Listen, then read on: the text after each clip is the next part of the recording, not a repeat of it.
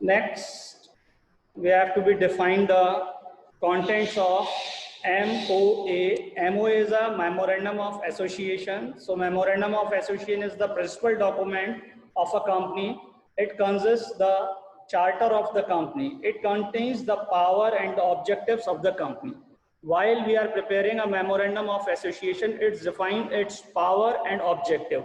Power means what limit they have to be do the activities in the organization, and objective for what they are working in the organization, that is objective. So both powers and the objectives of the organization can be defined in MOA.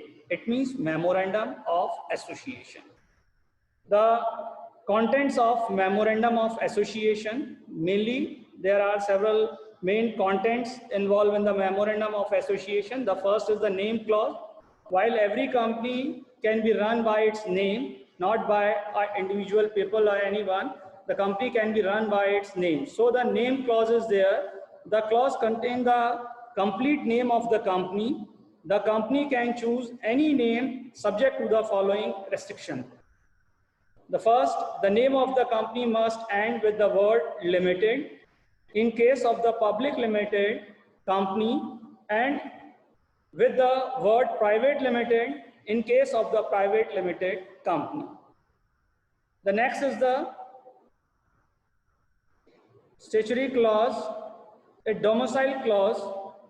The clause contains the name of the state in which the registered office of the company is to be situated.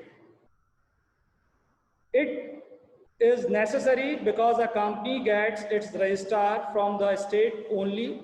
That registration is compulsory in which state the company can run its business. That is statutory clause. The next is the object clause.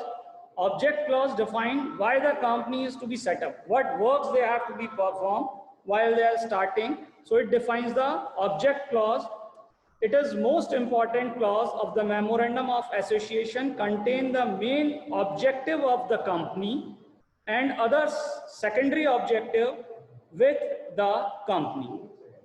Many pursue this clause define the scope and limitation of the activities of the company.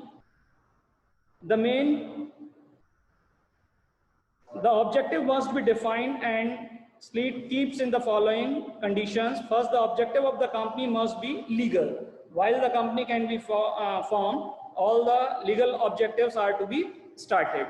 And the next is the liability clause. It defines the how much liabilities the person or a shareholder have and other things, how much liable they are to be in the company. This clause defines the liability of the members of the company in case of company limited by case of companies limited by shares. The liability of the members is limited to the extent up to the amount of the share. It means a shareholder invests 7,000 rupees in any company, it is liable maximum to the 7,000. Its personal assets are not to be sold.